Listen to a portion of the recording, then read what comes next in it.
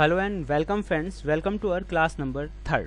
तो फ्रेंड्स, आज से जो क्लास नंबर 3 है वो स्टार्ट हो रही है और हैकिंग की दुनिया में ये बहुत इंपॉर्टेंट क्लास है, क्योंकि एथिकल हैकिंग के फील्ड में आपको सबसे पहले पता होना चाहिए कि इन्फॉर्मेशन कैसे इकट्ठा करें। ये फर्स्ट फेज है सभी हैकर्स के लिए। बहुत बड़े से बड़ा हैकर होगा वो भी इस फेज का इस्तेमाल करता है, तो इसके बारे में आपको पता होना ही चाहिए। फुटप्रिंटिंग मतलब होता है एक्ट ऑफ इंफॉर्मेशन गैदरिंग, किसी भी टारगेट के बारे में इंफॉर्मेशन को इकट्ठा करना। तो आज उसी के बारे में हम जानने वाले हैं। फुटप्रिंटिंग क्या है, कितनी तरह की होती है, इसके अंदर कौन कौन से स्टेप्स आते हैं, कैसे टारगेट के बारे में इंफॉर्मेशन कलेक्ट की जाती है, ये सारी चीज़ें हम जानेंगे। तो चलिए शुरू करते हैं। सबसे पहले जो जैसा कि मैंने आपको बताया है फुटप्रिंटिंग, इसके अंदर जो स्टेप्स आने वाले हैं वो कौन कौन से हैं, ये सारे स्टेप्स हैं जो इसके अंदर आएंगे। And next one is footprinting. Footprinting है क्या friends? Footprinting is the first and most convenient way the hacker use to gather information. जैसा कि मैंने आपको बताया, फुटप्रिंटिंग हैकर्स के द्वारा इस्तेमाल किया जाने वाला सबसे पहला और इम्पोर्टेंट मेथड है, पहला और इम्पोर्टेंट स्टेप है जिसका हैकर इस्तेमाल करते हैं किसी भी टारगेट के बारे में इंफॉर्मेशन कलेक्ट करने के लिए। तो ये इंपॉर्टेंट है क्योंकि फर्स्ट स्टेप्स है। फुटप्रिंटिंग दो तरह से होती है, एक है पैसिव फुटप्रिंटिंग और एक है एक्टिव फुटप्रिंटिंग। अगर हम बात करें पैसिव फुटप्रिंटिंग की, तो पैसिव फुटप्रिंटिंग में जो अटैकर होता है उसे टारगेट की जानकारी नहीं होती, वो अलग अलग चीज़ों की मदद से उसके बारे में जानकारी इकट्ठा करता है। मान लीजिए कोई भी व्यक्ति आपके पास आकर ये बोले कि भाई उस व्यक्ति के बारे में जानकारी दो या उस कंपनी के बारे में जानकारी दो। आपको तो उस कंपनी के बारे में अगर नहीं पता है कुछ भी, तो आप क्या करेंगे? तो उस सिचुएशन में आप पैसिव फुटप्रिंटिंग का इस्तेमाल करेंगे, आप अलग अलग चीज़ों का इस्तेमाल करेंगे जिनसे इन्फॉर्मेशन इकट्ठा की जा सके।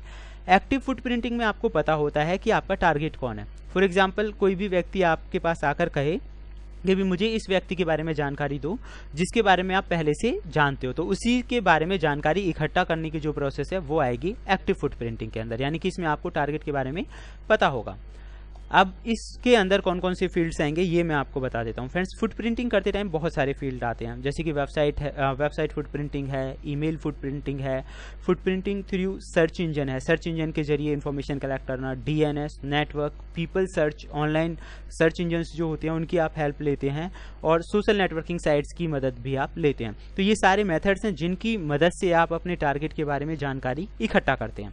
तो एक एक करके मैं आपको बताना चाहूँगा। वेबसाइट फुटप्रिंटिंग का मतलब ये होता है कि वेबसाइट्स के माध्यम से किसी भी टारगेट के बारे में जानकारी इकट्ठा करना। वेबसाइट्स के माध्यम से मतलब क्या हुआ कि वेबसाइट को कॉपी करके आप जानकारी करेंगे, वेबसाइट को डेटा को एक्सट्रैक्ट करके आप जानकारी इकट्ठा करेंगे, या फिर और अलग अलग वेबसाइट्स और दूसरे तरीके उनके माध्यम से भी आप जानकारी इकट्ठा करेंगे। इसे बोलते हैं वेबसाइट फुटप्रिंटिंग। ईमेल फुटप्रिंटिंग का मतलब होता है कि ईमेल्स के जरिए टारगेट के बारे में जानकारी पता लगाना। आपके पास कोई ईमेल आया है या फिर कोई ईमेल आपने भेजा है, उसके जरिए आप टारगेट की इन्फॉर्मेशन इकट्ठा कर रहे हैं, ये कहलाता है ईमेल फुटप्रिंटिंग। गूगल के जरिए, फ्रेंड्स गूगल का खुद का डेटाबेस होता है, गूगल के अंदर डॉक्स होते हैं, गूगल हैकिंग टूल्स होते हैं, इनकी मदद से भी आप टारगेट के बारे में इन्फॉर्मेशन पता लगा सकते हैं। डीएनएस फुटप्रिंटिंग क्या है? डीएनएस मतलब होता है डोमेन नेम सिस्टम। तो डोमेन नेम्स के जरिए टारगेट के बारे में जानकारी इकट्ठा करना, ये डीएनएस फुटप्रिंटिंग कहलाता है। ये सारी चीज़ें हम प्रैक्टिकली करेंगे, लेकिन बिफोर दैट हम ये जान लेते हैं कि इन चीज़ों का मतलब क्या है। उसके बाद आता है network footprinting. Friends, network footprinting को आप ऐसे समझ सकते हैं, मान लीजिए किसी भी कंपनी में जो नेटवर्क है उसके जरिए आप टारगेट के बारे में इंफॉर्मेशन इकट्ठा कर रहे हैं, यानी कि पूरे नेटवर्क से टारगेट की जानकारी लेना नेटवर्क फुटप्रिंटिंग के अंदर आता है। ऐसे ही और कुछ थोड़े से फील्ड्स इसमें और आते हैं, जैसे कि eavesdropping. Eavesdropping is the act of secretly listening to the conversation of the people. आप इसे ऐसे कह सकते हैं कि इवसड्रॉपिंग के अंदर क्या होता है कि मान लीजिए आप पब्लिक प्लेस पर फोन पे बातें कर रहे हैं, उससे कह रहे हैं कि भाई मेरी आईडी ये है, इसे नोट कर ले, या फिर आप पासवर्ड बोल रहे हैं या फिर कुछ भी बता रहे हैं। इस तरह की चीज़ों को कोई भी हैकर सुन रहा होगा और वो गलत तरीके से इस्तेमाल कर सकता है। ये जो टेक्निक है इसे इवसड्रॉपिंग बोला जाता है। या फिर वो आपकी फोन लाइन को टैप कर रहा हो, टैपिंग टेलीफोन लाइंस भी इवसड्रॉपिंग का ही एक हिस्सा है। कन्वर्सेशन हो कोई, आप वो चलते चलते सुन ले, कुछ भी हो सकता है। Next one is shoulder surfing. जैसा कि इसका नाम है शोल्डर सर्फिंग, मतलब कि कई बार ऐसा होता है आप अपने फ़ोन को लेकर हाथ में अपने आईडी और पासवर्ड लॉगिन कर रहे होते हैं और आपके पीछे से कोई उसे देख ले, that is called shoulder surfing. हमें इन चीज़ों के लिए हमेशा सतर्क रहना चाहिए और सिक्योर रहना चाहिए कि इस तरह की गलतियां हमसे ना हो, नहीं तो हम एक बहुत बड़ी मुसीबत में पड़ सकते हैं। ये शोल्डर सर्फिंग प्रोसेस होती है। डंपस्टर डाइविंग क्या होता है फ्रेंड्स?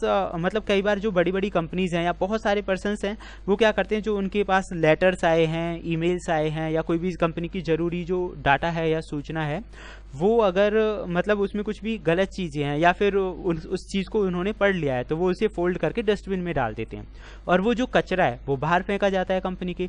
तो कई बार बाहर का जो कचरा होता है कंपनी का, उसमें काफ़ी सेंसिटिव इन्फॉर्मेशन होती हैं, आईडी छुपी हो सकती हैं, कोई सीक्रेट पासवर्ड छुपा हो सकता है। तो वहाँ से आईडी, पासवर्ड और ऐसी चीज़ों को निकालने की जो प्रोसेस है उसे बोलते हैं डंपस्टर डाइविंग। तो फ्रेंड्स, फुट प्रिंटिंग के वेरियस स्टेप्स थे जिनके बारे में आपने इस क्लास में जाना। नेक्स्ट जो क्लास है उसमें हम प्रैक्टिकली जानेंगे इन चीज़ों पे काम कैसे किया जाता है। Thank you, good bye.